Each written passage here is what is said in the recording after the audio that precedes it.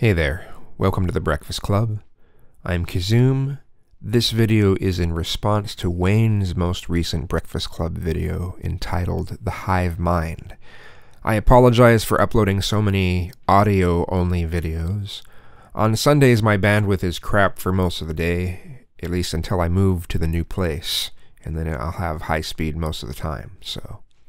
It took me almost an hour just to watch The Hive Mind at only 144p, so anyway. Anything you watch or read is either pushing the values and morals of the person with the most control of the film, program, or news broadcast, or the person who wrote the original source material, or they're pushing a set of values and morals that have been agreed upon via committee.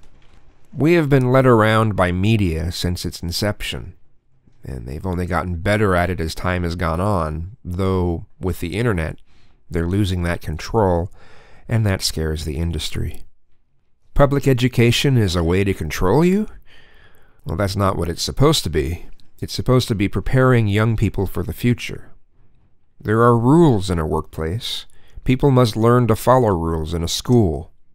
When it comes to Ritalin and other medications they pump kids full of, yeah, I agree with you, Wayne. I think it's a horrible thing.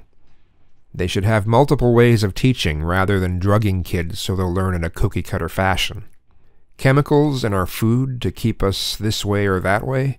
No, it's all about the cheapest ingredients. Cheap manufacturing. Cheap is the name of the game.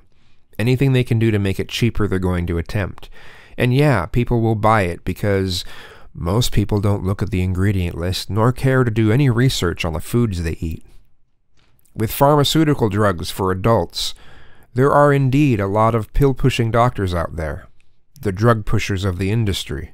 But there are a number of other doctors out there who really try hard to eliminate as many drugs as possible for people. Don't paint the entire industry as corrupt. There are plenty of decent doctors out there.